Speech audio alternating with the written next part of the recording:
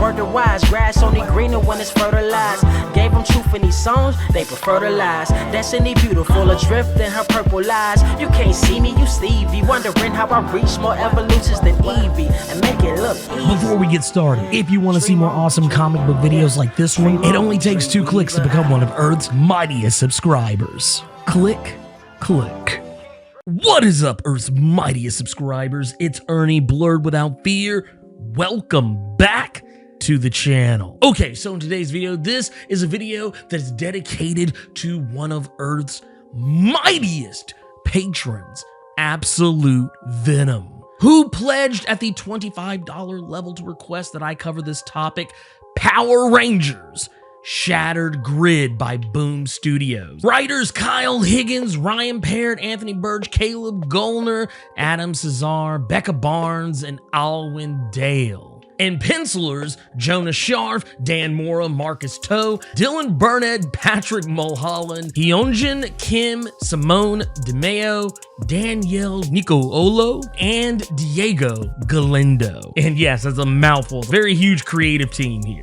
Absolute Venom, knowing that I'm a big fan of Super Sentai and Tokusatsu in general, he wanted my thoughts on this Power Rangers comic because, as it turns out, I am also, by virtue of being a fan of Super Sentai, I am also a fan of its American counterpart, Power Rangers. So now, I'm gonna go and tell you right now, here's a couple of disclaimers, technically 3 or 4 disclaimers. First and foremost, I'm gonna go and be honest with you guys. I'm more of a fan of Super Sentai than I am of Power Rangers. So I may have some opinions that you, the gentle viewer, may or may not like. Second, Shattered Grid assumes you've been reading the Mighty Morphin Power Rangers and Go-Go Power Rangers series, both by Boom Studios. I'm going to do my best to give you a little bit of background here for some new characters that show up that are not from the TV show, but for the most part, I'm assuming that you're at least vaguely aware of who the Power Rangers are as a whole. And then for number 3, I'm probably going to skip a ton of the Go-Go Power Rangers parts of Shattered Grid, at least in this particular video, because Mighty Morphin is the meat of the story. Go-Go is more of a way to fill in the gaps and flesh out the backstory, but ultimately it's more filler to me than anything else. I would say for those of you who are more familiar with my X-Men videos, it's probably the difference between House of X and Powers of 10, where House of X is the story and Powers of 10 is how you got there. Or sometimes, as I like to say, it's the difference between The Lord of the Rings and The Silmarillion. For those of you who have read either of those books, you'll know what I'm talking about. Yet again, another disclaimer, for those of you who are not familiar with this comic series takes place during the earliest heyday of the Mighty Morphin Power Rangers franchise, which means that Tommy has yet to become the White Ranger. They have yet to get the Thunder Megazords or the Ninja Megazords. None of that stuff has happened yet. This is a Power Rangers team that is still stuck in the original 6 Ranger setup. So none of the Rangers, especially Tommy, have any clue about the White Ranger or Saba or Ninjor or any of that other stuff. Once upon a time, not too long ago, a Tommy Oliver from a different timeline existed. One who chose not to join the Power Rangers after working for Rita Repulsa and having the spell that compelled him to do evil broken, but instead chose to double down. He joined her as equals, defeating the Rangers, killing most of them. Jason, Billy, Zordon, Alpha 5, eventually driving the remaining Rangers, Zack and Trini, into hiding, and they later came back as the Coinless, creating a resistance force to take down this new and improved Tommy Oliver. A Tommy who now goes by the name Lord Drakkon. And then we also have Kimberly, who was also left alive, and she was driven to alternative methods of trying to take him down, seeking vengeance against him, and ended up falling into one of his traps and being twisted and corrupted by him into the Ranger Slayer. Eventually, once Rita had outlived her usefulness and he had learned to use her magic, he killed her too. He became obsessed with ruling the entire universe. This eventually led to him facing off with the Power Rangers as we know them. He was defeated by them, and unbeknownst to them, he was captured and imprisoned by Grace Sterling, the previous Red Ranger, even before Jason. And the team that she was the former leader of were Rangers chosen by Zordon and sent to the moon to ensure that Rita's dumpster prison was not discovered during the first moon landing. Only they found the Psycho Rangers from Power Rangers in Space, or, as I prefer them, Jaden Sentai Nezi Rangers from Denji Sentai Mega Ranger. Sue me. I prefer Mega Ranger to its American counterpart because somehow in all that Mega Ranger represents, considering that it's actually more of a video game motif season of the Ranger Super Sentai series, somehow we here in America thought, ooh, space. Anyways, hashtag sorry not sorry. That said, the Psycho Rangers, Psycho Green, who is a character exclusive to the comics, killed two of Grace's teammates, and that drove a wedge between them all. This led to her creating Promethea. Think Stark Industries or Wayne Tech with S.H.I.E.L.D.-like implications. And since she started the company, she's worked with the Rangers in a supportive capacity ever since, even helping Angel Grove and other cities affected by Rita and her monsters be rebuilt. But after the defeat of Lord Drakkon earlier in the series, she had been keeping him under lock and key without the Rangers' knowledge, something that drove a wedge between herself and the Rangers, Jason more specifically, and since discovering this, Saba, who has personally seen what Lord Drakkon is capable of in the future, took it upon himself to personally end Drakkon before he could affect this reality. Only he failed, and Drakkon got free as a result of Saba's missed attack. And now that we're caught up, mostly, what is Drakkon up to now? Well, turns out Lord Drakkon perverted Saba into a weapon of his own personal use, and has even tricked Ninjor into repairing his Black Dragon power coin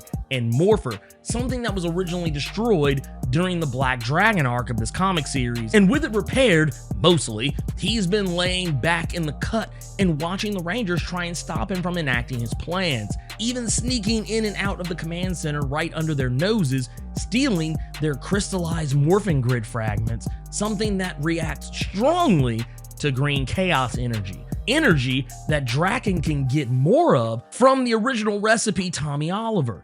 And since Tommy and Kimberly have parted ways after awkwardly going out on a date for the first time in a while, Drakkon uses this opportunity to strike to the tune of 80 D6 backstab damage.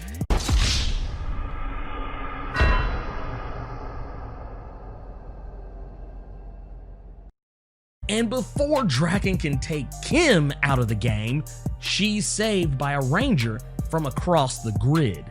Time Force Pink, Jen Scotts. The last, as far as we know at this point, of Power Rangers Time Force, all of which who were presumably killed when they stumbled upon a time rift thanks to Drakkon's shenanigans. The Time Force Megazord was destroyed, and Wes sacrificed himself so Jen could come back to this moment in the past, and she's just in time to help the Rangers save the universe, but she's too late to save Tommy Oliver. Tommy has fallen, and Drakkon gets away. Even with Time Force Pink on Decky, the Rangers are still screwed because the past has been irrevocably broken and locked in place. Even with the Time Force Megazord, they wouldn't be able to change things. All they can do now is try to stop Drakkon from making his next move, something he's already well on his way to doing, bringing his armies to take down Power Rangers Samurai and stripping them of their Samurizers. But before Drakkon can get too comfortable taking over the Shiba House, the Rangers pull up, with Jason, still distraught over losing his best friend, sporting Tommy's dragon armor shield. But even with vengeance on their minds, they can't even stop Drakkon's Ranger sentries, let alone Drakkon himself. But they are able to find Lauren Shiba, the second Red Samurai Ranger, who escaped Drakkon's capture, and together they're able to get the hell out of Dodge and regroup. Unfortunately for the other samurais, Drakkon has siphoned off all of their power from their samurizers, and thanks to Ninjor's involuntary aid, Lord Drakkon and Finster 5, yes, I know that's correct, Finster 5, the sum total of what's left of Alpha 5 after Drakkon killed him and melded him to Finster. Yes, just go with it. Just go with it.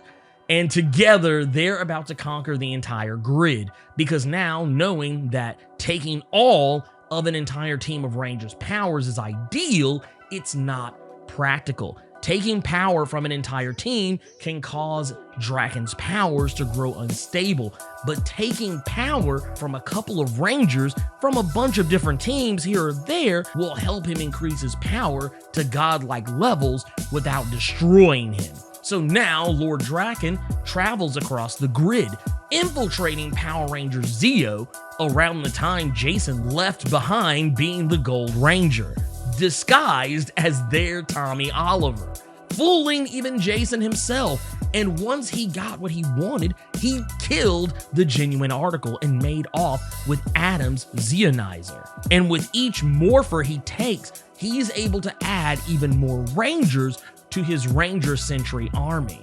He also went after Power Rangers SPD alongside Shadow Ranger, and during the fight with Power Rangers SPD, using his anti-Ranger cannon, something that it actually finally got a name, an official name, in this particular portion of the story, he was able to steal all of their powers, including the powers of Shadow Ranger. However, the SPD crew was able to take him down, all thanks to Rick 3.0. He even managed to, through his Ranger Sentries, steal Dylan's powers from Power Rangers RPM, but the rest of the Rangers were able to keep them at bay and protect their power sources, until a life model decoy version of Lord Drakkon was ultimately destroyed by Dr. K after he tried to strong-arm her into an alliance that would ultimately betray the Power Rangers RPM. Even the Power Rangers in space were taken down when Lord Drakkon attacked their base, killing Alpha 6 and stealing the Red Ranger Andro's powers and Space's TJ while he goes after the other Rangers inside the Astro Megaship. And if that weren't enough, he also pulled up on the Ninja Steel Power Rangers, specifically Brody, and though they fought tooth and nail, Lord Drakkon was able to take his Ninja Battle Morpher, but Brody, in an attempt to get it back, destroyed it using his Ninja Star, which was also destroyed in the process. But fortunately, the rest of Ninja Steel was able to step in, and they were able to recover Brody's Morpher and Star, as well as repair them, but they didn't get all of his Star, because Drakkon was able to recover a piece of it, and he has Finster twisted into something deadly useful. Something that we'll get into probably not in this video. The Rangers don't really get their first dub in this event until Zordon is able to use what's left of Jen Scott's Time Force tech to send a message across the grid to the other Ranger teams, and fortunately for them, Dr. K responds. And after the RPM squad has been going to war with Drakkon's army for the last 8 hours straight, she's figured out how to reverse engineer Drakkon's anti-Ranger cannons, and with the Rangers coming to help, Drakkon is as good as finished. At least, that would be the case if anti-Rangers were all they had to worry about, because Lord Drakkon has come to the fight with his Psycho Rangers at his back. That is kind of a good kind of middle ground point to kind of drop off from this comic, because there's a lot of stuff here. I'm not gonna lie to you.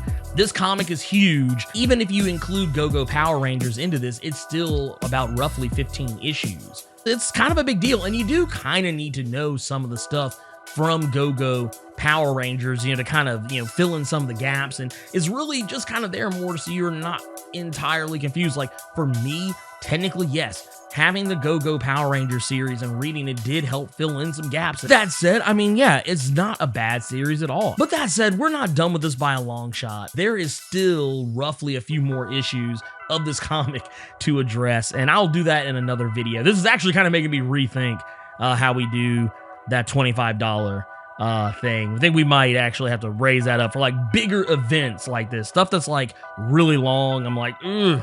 We might have to rethink that. But anyways, let me know what you think about Power Rangers Shattered Grid so far. Sound off in the comments. So hey, you made it to the end of the video. Awesome for you. If you enjoyed this video, and if you made it this far, I don't see how you didn't, do me a favor. Hulk smash that like button. And if you want to see more awesome videos like this one, make sure you click subscribe so you can become one of Earth's mightiest subscribers, and tap that bell so you know when I post up. Also, feel free to go check out my Patreon, where if you chuck in a buck, you can get early access to most of my videos up to a week early. And if you have time, make sure you swing by nerd901.com, where you can find more of my content as well as other amazing stuff. Anyways, until next time, I love you 3000 plus Ultra!